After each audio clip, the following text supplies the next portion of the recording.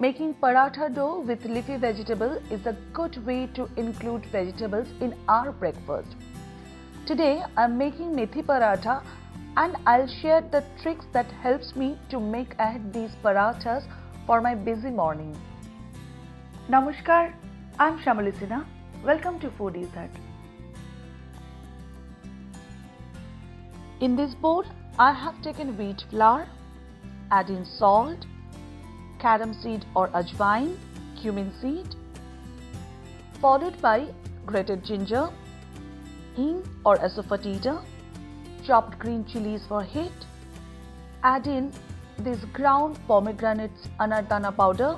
If you don't have, add lemon juice, turmeric powder, chopped coriander leaf, and white oil or ghee. Let me keep this bowl aside and chop the fenugreek leaves or methi paratha. Before chopping and adding the fenugreek or methi leaves in the flour mix, here is one important point I need to tell you. Make sure there is no water in the leaves or make a tight dough, which I am going to do right now. Otherwise, when you leave the dough for resting time, the leaves is going to release the moisture and it will make your dough soft and sticky, and it will be very hard for you to work with the dough.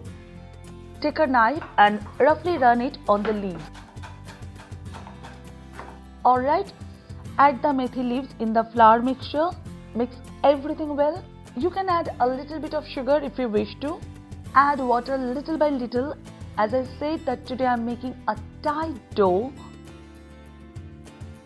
Then take a little amount of ghee on your palm. Apply on the dough. Cover it with a lid and let it rest for 30 minutes. My dough is a little bit soft yet, so I am dredging my palm in the dry whole wheat flour and then dividing the dough into equal portions. Take one portion, dredge in the dry flour, then roll it out. Now from this amount of dough, we'll get about 12 small and 8 big parathas. Though I make small parathas. Here I have preheated my tawa. Place a clean kitchen towel on a cooling rack. Place one paratha on the hot tawa. Cook one side for a couple of seconds and then turn the other side. Cook another couple of seconds. Now remove from the heat and place it on the cloth. Fold the cloth immediately, otherwise the paratha will be hard. Repeat the same process with the rest of the paratha.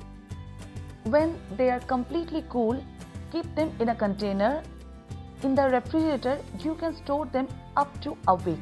When you want to serve, bring them into the room temperature. Heat up your cooking pan. Place the paratha and cook the way you cook your regular paratha. Cook one side. When you see the bubble on the top, turn the other side. Apply ghee or oil on the top. Flip the other side. Apply ghee again. Cook for a couple of seconds and then remove from the tawa and enjoy. Today I am serving this paratha with kabuli chana ghugni, mango pickle and lassi.